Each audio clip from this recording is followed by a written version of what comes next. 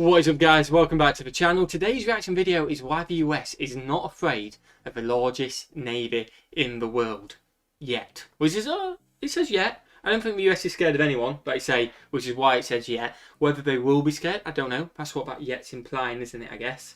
So, back a little bit. Back up, yeah. Obviously, the US is the biggest army. Yeah, military. Military, so it's not the biggest I thought navy. they were the biggest navy, but I think they're the most... China? Yeah, I wasn't sure, but there's definitely Chinese on there, isn't it? It's not going to be Japan. Chinese yeah, flag. It's definitely going to be... Where's the Chinese flag? Right in the middle. Oh, yeah, I was looking at the text. I didn't see that flag. Well spotted. Definitely China. I feel like, again, let us know in the comments. I honestly thought the US was the largest anyway, to be honest with you. Wrong. I feel like it's the most powerful navy, though. We've got a lot more aircraft carriers, we know that. Maybe China just have more numbers in stuff that really don't matter. We're about to find out. We're going to find out. Smash that button, guys. Smash the subscribe button. Would really appreciate it. If you want us to check out more videos like this or anything else, let us know in the comments below. Would appreciate it. Check out Patreon. Wendy's is going out tonight. It is. On the Patreon. It'll be on the channel tomorrow. Us trying Wendy's for the first time. Interesting, wasn't it? I can't remember. I'm going to watch it again. There was a triple burger one in there. Or there were square burgers. There was a lot of food in that one. There was. But anyway, we're going to get into it. Smash that button, guys. Smash the subscribe button. Let's check out why the US is not afraid of the largest navy in the world. Yet. Which I don't like that yet. Yeah, it says yet. That freaks me out. I don't like that.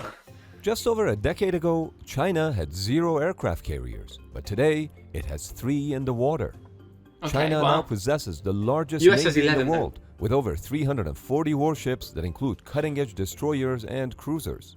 In contrast, the US Navy has just over 280 ships ready to deploy. Okay, so we do On have top more. of that, the People's Liberation Army Navy, or PLAN, is on track to add another 70 warships by 2030, compared to the US Navy's best-case scenario of adding just 42. Okay. The scale of the Chinese military buildup is enormous. Oof. For reference, just one Jiangjiang Changqing shipyard in Shanghai is larger than all 7 US naval shipyards combined. Wow. Here's That's the quite smaller shocking, actually. Dalian shipyard in China, which is building 5 destroyers at the same time. Wow. Compare that to the United States, which can barely build 2 Arleigh destroyers per year. Okay. But here's the caveat. It's not all gloom and doom for now. Yes, China has more warships, but they are much smaller. In fact, the median US Navy ship, the Arleigh-class destroyer, displaces up to 9,500 tons, while the median planned ship, which is a Type 54 frigate, displaces about 4,000 tons. Double. Combined, the US Navy fleet weighs about 4.5 million tons, while the Chinese mighty fleet weighs just over 2 million tons. That is quite a big difference. But bigger That's is double. not always better. True. It sometimes is. Similarly, when it comes to these aircraft carriers, they are not as scary as you might think. Which makes you wonder, what is the real purpose of these 3 Chinese aircraft carriers? Why is China building fake American aircraft carriers in the middle of a desert and creating artificial islands in the middle of a sea? Wait, More importantly, why do Do they take fake American ones in the desert? Mm. Why fake? I hope he's going to answer that question. I want to be alert, like, please answer that question, because that's weird. I have no idea. But we're right from the start. They may have more, but the US have got more effective, I'm going to go with as well, but more powerful ones. Heavier but it ones seems at like least. China are coming in. They're going quick time. They go quick time with everything. I've seen like videos of they put up an apartment block in like 24 But hours. like the fact that they're making 70 by... Yeah. It just feels like they're slowly getting up. They're building an apartment, which is where that yet comes in, isn't it? During a Chinese invasion of Taiwan wargame, the United States always loses its 2 aircraft carriers is not what you think. China's fleet of aircraft carriers currently consists of 2 active carriers, 1 under construction, and at least 1 more planned. The 60,000-ton Type 1 Chinese aircraft carrier, Liaoning, is actually the ex-Soviet aircraft carrier Varyag, which China bought from Ukraine under the pretext of converting it into an amusement park. What? And then now they use it as an aircraft China carrier. did indeed buy an older Kiev-class aircraft cruiser, which it did use as a theme park between 2000 and 2016. Nevertheless, when it comes to Varyag, after a decade of refurbishments, China commissioned her in 2012 with an air wing of up to 34 aircraft. 24 of those aircraft are J-15s, which are basically reverse-engineered clones of the Russian Su-33. Okay. I can't believe they've sold it to make it an amusement Just like park. her Russian half-sister, rides on it. the Admiral Kuznetsov, Liaoning relies on short takeoff barrier-assisted recovery known as STOBAR to perform rolling launches of its J-15 fighters from a ski ramp. Yeah, that That's is in weird. contrast to the All the US ones we've seen, I believe it's all the US ones, are flat. They don't go up. It has like a weird ramp which kicks them off, which I guess makes sense because then you don't run the risk. I suppose you still run the risk of flopping off, but less because you feel like you're going up. Yeah. I don't know, it's just all the ones I've seen have been flat. That's the first time I've seen it with a little ramp. catapults used by the US Navy. I didn't have a ramp. The Type 2 That's a US Shandong one. aircraft carrier is a Yeah, look. domestically produced copy of I the like it. Kuznetsov class carrier, as she incorporates lessons learned from the Liaoning experience. Shandong is slightly larger than Liaoning, up to 10,000 tons heavier, and she can handle up to 40 aircraft, including 36 J-15s. Okay. The third aircraft carrier, the Type 3 Fujian, was laid Ooh. down in 2016 and launched in the summer of 2022. That seems She's spunky, even that one. larger I like the than decorations Shandong, on them. with a displacement Flags. of 80,000 tons. But more importantly, Fujian would be the first Chinese flat top with catapults.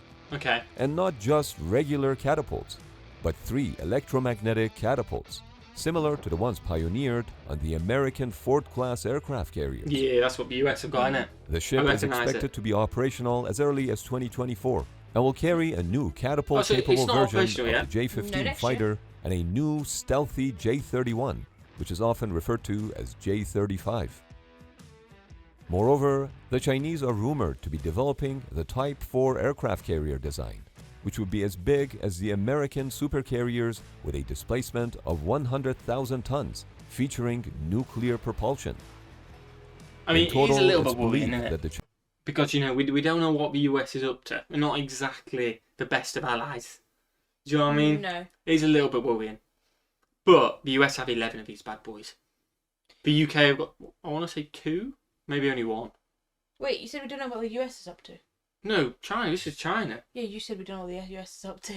No, the US has got 11 of them. The US has got 11. We don't know what China's up to. Yeah, you didn't say that. Oh, I don't know.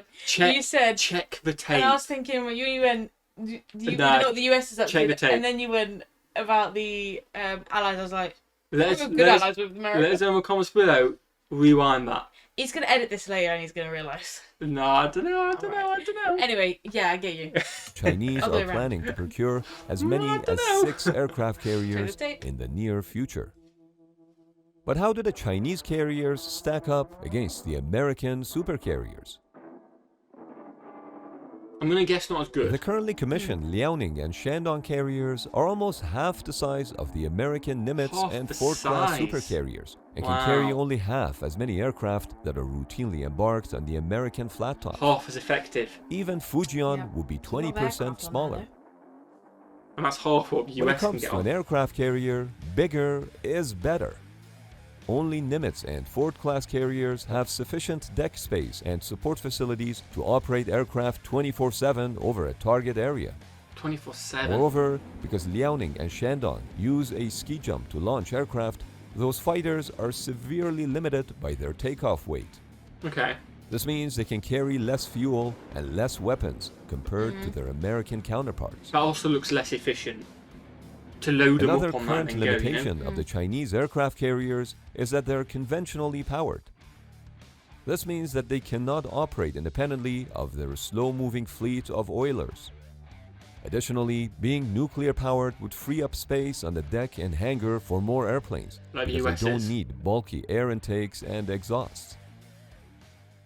But maybe the biggest limitation of the current Chinese carriers is that they cannot launch heavier airplanes like the E-2 Hawkeye. Yeah, we ain't got Early anything to warning worry aircraft. about, man. If they're making new ones. Yeah, they're all making 70. it. That's what I mean. They are on the way up. But you ever start the largest navy? They've got more stuff. You know what I mean?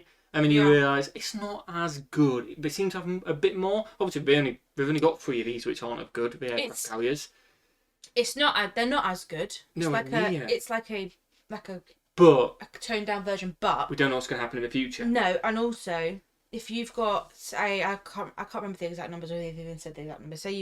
Say for instance, America have got 100 planes, just say that. Planes, okay, yeah. Just listen, 100 planes, but China have got 150 planes, not as good planes as America. But say China get rid of them 70 planes, not as good planes against 30 planes is not as good, is it? Do you get me? Do you get what I mean? It's not as they're not as good, but if they still take down the other planes, there's still something to be worried about. No, I get that. I wouldn't go into a war with them thinking it doesn't matter, their planes aren't as good as our planes. I get what you mean, but I don't. I wouldn't have that cocky No, I wouldn't say it's cocky, but at the end of the day, I can see why it's It's just before all we. What trying to say before all this. And trust me, I'm not backing up China.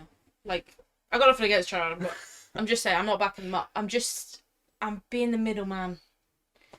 You can't go into it just thinking that you're the best. No, I completely get you. But then you've also got to look at. I mean, we're going to get on with it because this reaction so long. If this is that much better, you could have 1 million come at you, and it may not even touch that one. Yeah, but imagine if you never know. Imagine if you have one amazing one, 5 bad ones, but the 5 bad ones take out that one good one. Yeah, but you're still screwed. Right, we're going to get on with it. We'll talk about aircraft carriers at the moment. Yeah. US have 11. China got 3, and the 3 are worse than all 11. Yeah, but they're making By the way, yeah, that's why it says yeah.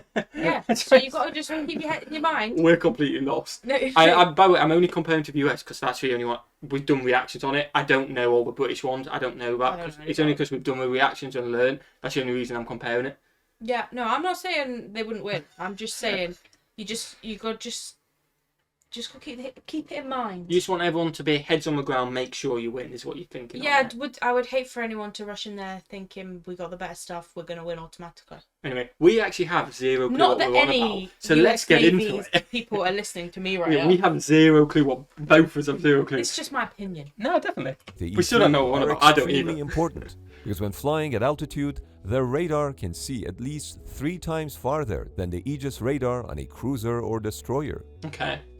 Which is good. This is due for to the detection. curvature of the Earth, which limits the range of ship-based radars when attempting to detect low-altitude or surface targets beyond the horizon. Oh, we lost 2 subscribers. Must have been flat earthers. Subscribe here. Oh, that was brutal. The advantage of looking down on the battle space greatly improves situational awareness, especially when it comes to early detection of airborne threats. As a result, the Chinese have to instead rely on land-based airplanes for surveillance. See, that's not or easy. Z-18 helicopters equipped with a 360-degree airborne radar. Okay. That said, the Z-18s cannot operate for long periods of time or at high altitudes, which reduces their radar range, and that severely degrades battle They space do seem to be awareness. on the edge though, but like almost there. with this Nevertheless, stuff. But then there's Fujian just a and bit the of a. future nuclear It's not carriers there. are Just not steadily on the course to match American supercarrier capabilities. You alright? Catapults would allow Fujian to launch heavy aircraft such as KJ-600 airborne early warning and control aircraft. It looks awfully similar to the American E-2 Hawkeye, doesn't Is it? it green? But it looks it. It's very similar But though, isn't realistically, to match American capabilities, it would take China many, many years. Just the electromagnetic catapults alone, which took the What's Americans gonna take over a decade to perfect, It would did be look a like big it. challenge for the Chinese. it? It makes sense. But you have They to are go advanced, beyond the number of US. ships, number of aircraft, and weapon ranges to understand the potential threats. Because what really matters is operational capability and geometry. In other words, expertise. Carrier operations is no easy task, and China has to figure out all that by itself Yeah. and do it fast. You got to do all the trial and error. The The US US did Navy years has ago. operated aircraft carriers for over a century, and China for just over a decade. China knows that they know little, and they're extremely risk-averse when it comes to carrier operations. In fact, China is yet to suffer a major flight deck Ooh. incident. Oh wow, that's They proper know safety. that American mastery of carrier operations came at the high cost of aircraft and lives. Even though China won't admit it, Reuters reviewed dozens of articles published in state-linked journals, which reveal awareness among Chinese military analysts about shortcomings in the country's carrier capabilities. Okay. There is still a huge gap between sailor training levels and combat requirements. The article elaborates by highlighting that the Chinese carriers do not routinely conduct flight deck operations at night or in adverse weather, like the Americans do. Oh, that looks ropey. Oh my. And as far as news reporting goes, multiple other center-leaning news agencies have echoed Reuters, and we can see this effortlessly using ground news. Liaoning and Shandong are just training carriers. So will be Fujian. That is their true purpose. While domestic Chinese news agencies proclaim that their aircraft carriers' intensive aircraft sorties are evidence of a high combat capability, a close examination of the recent exercises reveal a different picture. Okay, you got to dig deep a little bit. The Japan Maritime Self-Defense Force provides excellent public reporting on how the Chinese Navy is operating in the East China Sea and the Philippine Sea. According to these reports, Chinese aircraft carriers always operate in the range of diversion airfields as backups, as opposed to blue water operations. Oh, but don't venture out. Blue water ops means that aircraft can only take off from the carrier and land back on the same carrier, as it would be outside the range of diversion airfields or aerial refueling. True, blue water ops are a high-risk endeavor because the only option is 100% onboard recovery or losing an aircraft. That's not good. That's scary. Oh no, According to the Japanese data, in 2021 and 2022, Liaoning conducted fixed-wing flight operations between 300 to 740 nautical miles from a diversion airfield. The J-15 has a high-altitude transit range of more than 1,600 nautical miles, which allows it to safely make it back to an airfield, even with 50% fuel remaining. Furthermore, most of the time, the J-15 would fly clean or with very few light air-to-air missiles in order to maximize its fuel reserves in case of a diversion and reduce overall risk to the carrier operations. Just going back to that safety, which they all really go in for safety, aren't they? Liaoning conducted 300 aircraft sorties during its deployment. It averaged fewer than 20 fighter sorties per day. China declared it as a decent number of sorties for training. For reference, around the same time, USS Gerald R. Ford set a record of completing 170 sorties in 8.5 hours of training. 170, that's quite... Only in December 2022, the Chinese carrier Liaoning finally conducted its first true blue water operations, as they were conducting flight operations just west of Guam. At the time, the carrier was 1,300 nautical miles away from any diversion airfield. But what does China want? Well, the short story is that beside getting Taiwan, they want to be a true superpower. The long story is that the Chinese have outlined a series of goals, with the main one being to achieve a strong, democratic, civilized, harmonious, and modern socialist country by 2049.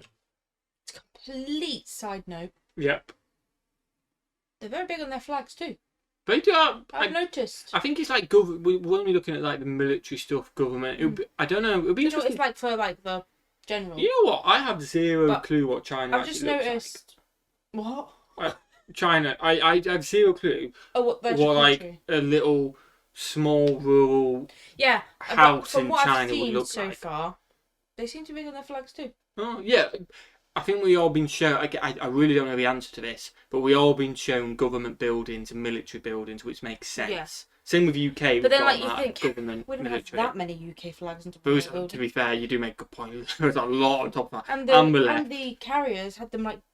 Yeah, I get the carriers because that was kind of like bring it in. That. I don't know. Maybe when we brought them in, I don't know. We don't have that many flags in our buildings. Oh no, nowhere near that. Buckingham Palace only got one. To be fair, that's too many. To celebrate the centenary of the founding of People's Republic of China. We get it, we're in China. Furthermore, China has outlined specific goals for its completing. So Taiwan is not part of China. Yeah, I don't know the ins and outs. It's just like an island. It's island. Yeah, which they want. They think they have.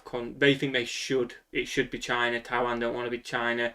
Kind of a little bit, I don't know, I really don't know the ins and outs, but obviously it came up when Russia went into the Ukraine, kind of a little bit like that, and kind of everyone's saying, don't do that, and it's kind of like, what, we're going to do it? I don't know the full ins and outs, but yeah, it's a very highly political, tense thing. And Macau's integration by the end of 2024 will soon be yes. We're only getting stronger. Note that experts agree that it's doubtful that China is actively seeking conflict with the West, but they continue to push the envelope to the point of confrontation without crossing the line to war. China understands that the United States has established itself as a global maritime superpower. As China aims for a superpower status, it must be able to challenge America's dominance at sea.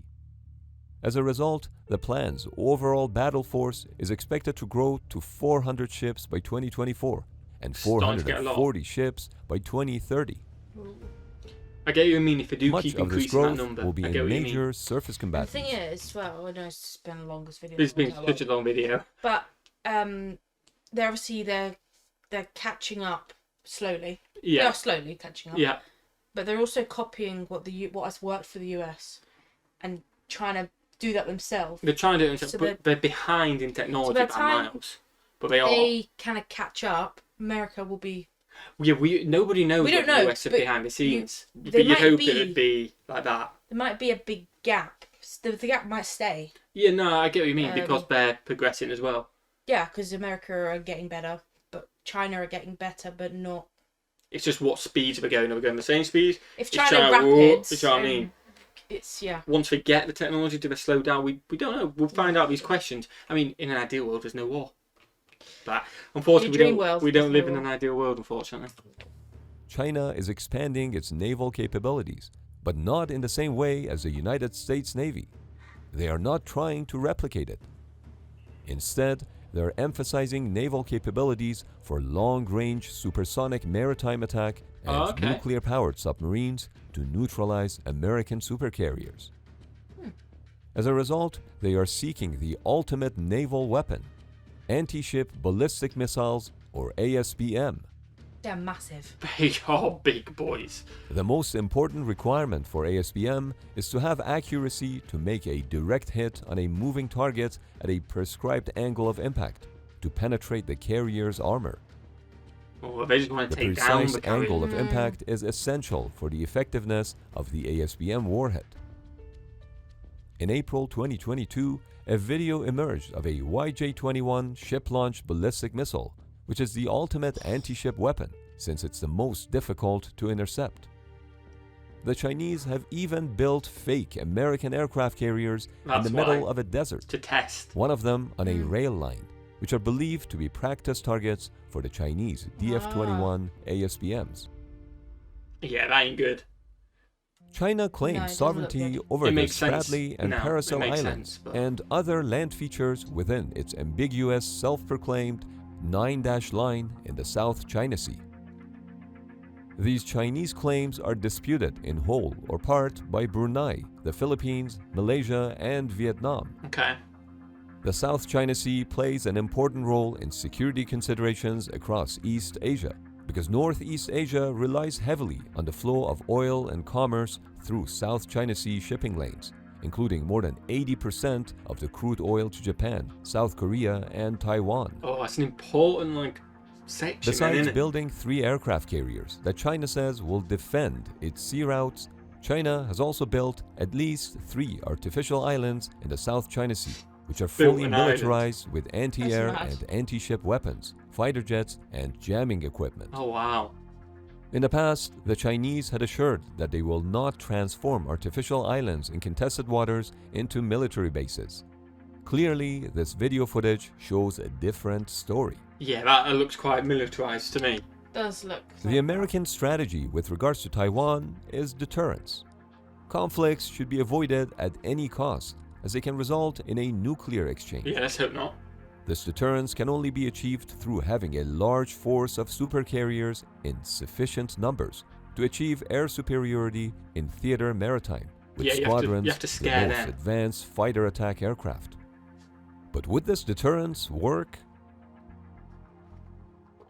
Only if In January China don't know if they're going to 2023, win. the Center for Strategic and International Studies conducted a war game for a Chinese amphibious invasion of Taiwan and ran it 24 times for a variety of scenarios.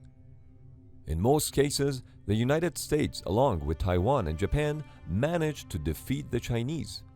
but it came at a tremendous cost of losing dozens of ships, hundreds of aircraft, and tens of thousands of service members. Yeah, it is worth noting that even under a pessimistic scenario, the United States was able to protect Taiwan. China achieved total victory only if the United States did not intervene. Here's the interesting part. In all iterations of the base case scenario, the United States lost 2 supercarriers. That happened when the carrier strike groups exhausted their magazines of interceptors after multiple large salvos of modern Chinese anti-ship missiles targeted them.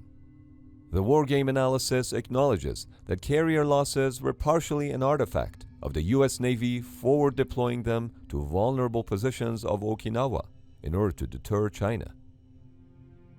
Besides supercarriers, the US would typically lose anywhere between 7 to 20 major warships such as destroyers and cruisers. In contrast, China would lose on average 138 ships, of which 86 were amphibious and 52 were major surface warships. So a lot of losses on both sides. Interestingly, the wargame analysis concluded that the relative strength of the US and Chinese air-to-air capability was unimportant, because 90% of all lost aircraft were destroyed on the ground as a result of Chinese missile attacks on Okinawa and Guam. Okay. Before we even get me in. One striking revelation was that until China exhausted all its anti-ship ballistic missiles, it would be too dangerous for US and Japanese ships to approach Taiwan. Essentially, it would be a long-range missile war. Whoever has the most missiles wins. Oh, wow.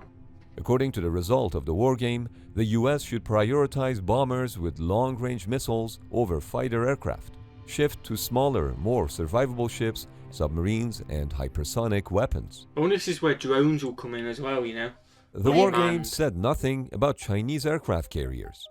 Of course, if a Chinese carrier strike group operates east of Taiwan during the start of the attack, they face multiple risks, such as coordinated multi-axis attack, which they may not survive.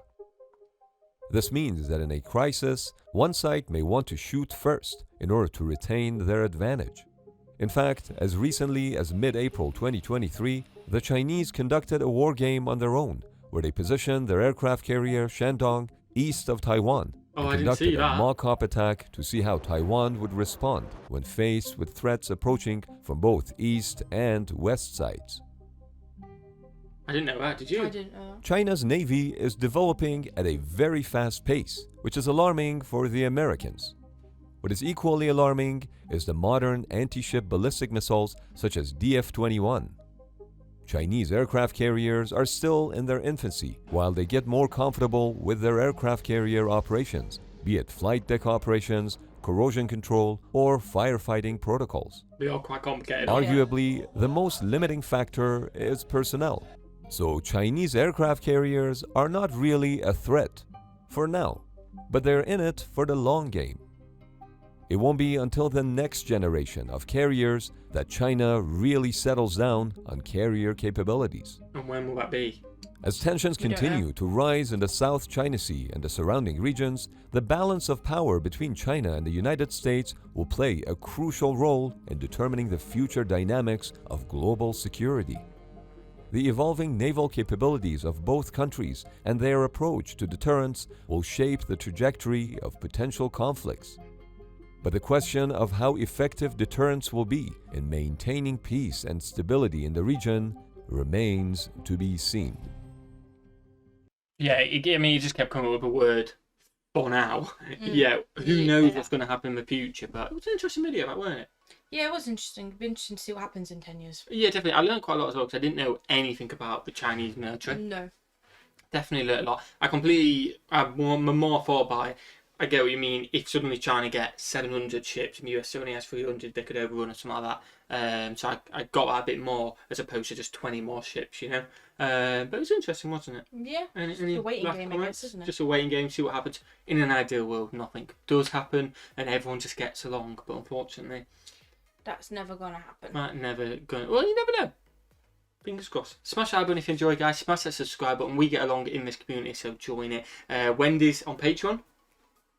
soon after you've seen this, because I'm going to edit it once I've finished this video. And what should we do? Have a fantastic day. And we'll see you, legends, in the next one. Peace.